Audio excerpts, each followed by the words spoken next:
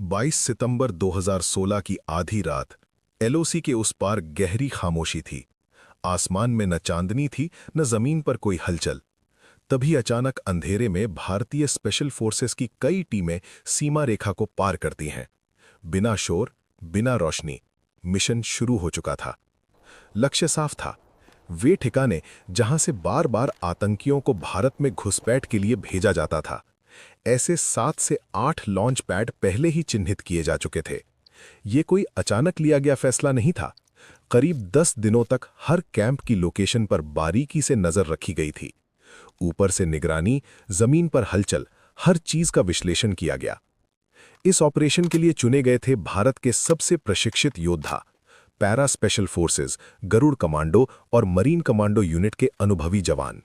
हर सैनिक आधुनिक उपकरणों से लैस था, नाइट विजन, नेविगेशन सिस्टम और ऐसे हथियार जो बिना शोर के काम कर सके। रणनीति एक ही थी, तेज, सटीक और खामोश। रात करीब 12:30 बजे 4 अलग अलग दिशाओं से करीब 150 से ज्यादा कमांडो सीमा पार कर चुके थे। अंधेरे में कदम बढ़ाते हुए वे 2 से 3 किलोमीटर अंदर तक गए।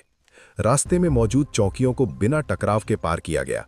हर मूव पहले से तय था, एक भी चूक पूरे मिशन को खतरे में डाल सकती थी। करीब 1:30 बजे पहला लक्ष्य सामने था।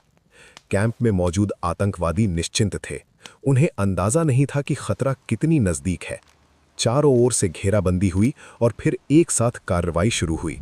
कुछ ही मिनटों में वो ठिकाना निष्क्रिय कर दिया गया। वहां मौजूद हथियार और सामग्री भी नष्ट कर दी गई। इसके बाद टीमें तुरंत अगले लक्ष्यों की ओर बढ़ गईं।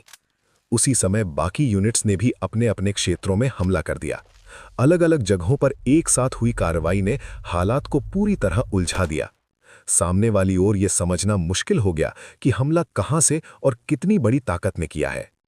कुछ स्थानों पर टकराव की स्थिति बनी, लेकिन भारतीय जवानों की तैयारी और तालमेल ने उन्हें बढ़त दिलाई। एक एक करके सभी चिन्हित ठिकाने निष्क्रिय होते गए।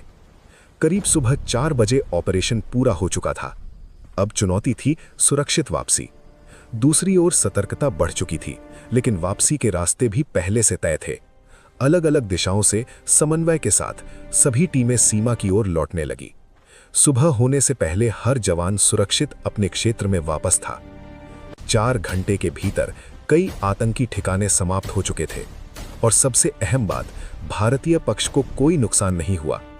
ये ऑपरेशन सिर्फ एक सैन्य कार्रवाई नहीं था, ये एक संदेश था कि भारत की सुरक्षा से खिलवाड़ करने वालों को जवाब सोच समझकर सटीक और निर्णायक तरीके से दिया जाएगा। शांत, प्रभावी और पूरी